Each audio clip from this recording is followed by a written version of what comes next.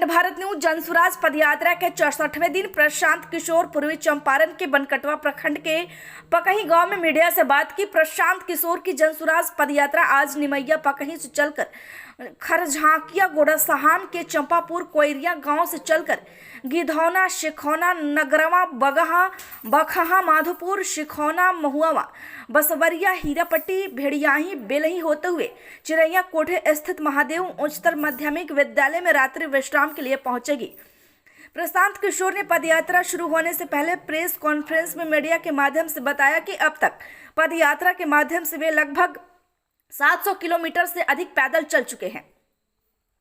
वहीं इसमें 500 किलोमीटर से अधिक पश्चिमी चंपारण में पद यात्रा हुई और पूर्वी चंपारण में अब तक 150 किलोमीटर से अधिक पैदल चल चुके हैं। इस दौरान जमीन पर हुए अनुभवों और समस्याओं पर बात करते हुए उन्होंने शिक्षा, कृषि, स्वास्थ्य जैसे कई महत्वपूर्ण मुद्दों पर अपनी बात रखी।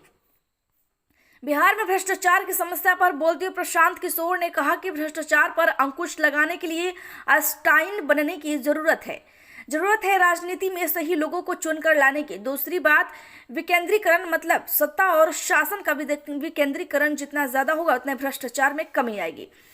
तीसरा, जन भागीदारी। लोगों को जानकारी नहीं है कि उनका अधिकार क्या है।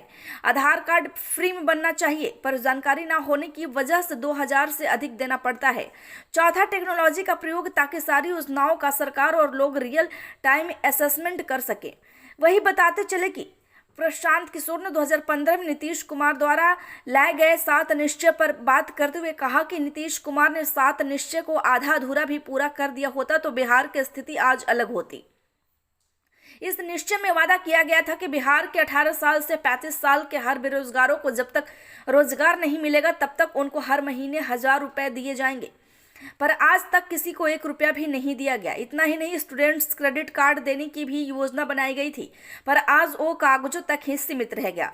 जनसुराज की सोच के बारे में बताते हुए प्रशांत किशोर ने कहा, हमारा प्रयास है कि देश के 10 अग्रणी राज्यों में बिहार शामिल हो। विकास के ज्यादातर मकानों पर अभी बिहार 27वें 28वें स्थान पर है। 50 के दशक में बिहार की गिनती देश के अग्रणी राज्य में होती थी। पद यात्रा के माध्यम से बिहार के हर पंचायत, हर गांव और नगर क्षेत्र के स्तर पर समस्याओं और समाधान का एक ब्लूप्रिंट बनाया जा रहा है। पद यात्रा खत्म होने के 3 महीने के भीतर हम इस ब्लूप्रिंट को जारी करेंगे। 8500 ग्राम पंचायत और 2000 नगर पंचायत के विकास योजनाओं का खाका हम तैयार कर रहे हैं। हर पंचायत की समस्याओं को हम संकलित कर रहे हैं। हमारा उद्देश्य है कि आने वाले 10 से 15 सालों में विकास के तमाम मापदंडों पर देश के अग्रणी राज्यों में शामिल हो। खबर अच्छी लगी हो तो लाइक करें। ताज़ा अपडेट के लिए हमारे चैनल को सब्सक्राइब करना ना भूलें। धन्यवाद। भ्रष्टाचार पर रोक लगाने के लिए आपको कोई आइंस्टीन बनने की जरूरत नहीं है। दुनिया के बहुत सारे देशों में भ्रष्टाचार पर अंकुश लगाया गया। कैसे लगाया गया? एक तो जो शुरुआत जो भ्रष्टाचार क्या जो सबसे बड़ी शुरुआत है वो राजनीति से होती है। अगर आप भ्रष्ट लोगों को चुनकर लाएंगे तो भ्रष्टाचार वहीं से बढ़ेगा। दूसरी बात, डिसेंट्रलाइजेशन, मतलब सत्ता और संसाधन का विकेंद्रीकरण। जितना ज्यादा होगा उतना भ्रष्टाचार में कमी आएगी। अभी क्या है कि सब कुछ बिहार की सरकार, मुख्यमंत्री, 2-4 अफसर उन्हीं के हाथ में है तो अपने हिसाब से वो चला रहे हैं। तीसरा, जन भागीदारी। लोगों की को जानकारी नहीं है कि उनका अधिकार क्या है। लोगों को ये जानकारी नहीं है कि उनको पैसा दिए आधार कार्ड फ्री में बनना चाहिए।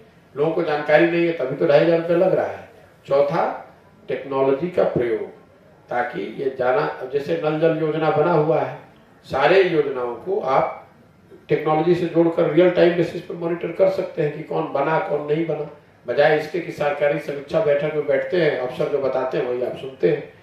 तो इन चारों चीज का प्रयोग करके दुनिया के जिन देशों में भी भ्रष्टाचार पर अंकुश लगाया गया है उसमें लोगों, सत्ता और संसाधन का विकेंद्रीकरण, लोगों की जन भागीदारी निर्णयों में और कार्यक्रमों के कार्यान्वयन में, तीसरा टेक्नोलॉजी का उपयोग, ये जो बातें जब तक आप नहीं करेंगे तब तक आप कभी भी भ्रष्टाचार पर अंकुश नहीं। और राजनीतिक भ्रष्टाचार पर खत्म करने की दिशा में प्रयास, मतलब सही लोगों को राजनीति में चुनकर लाना।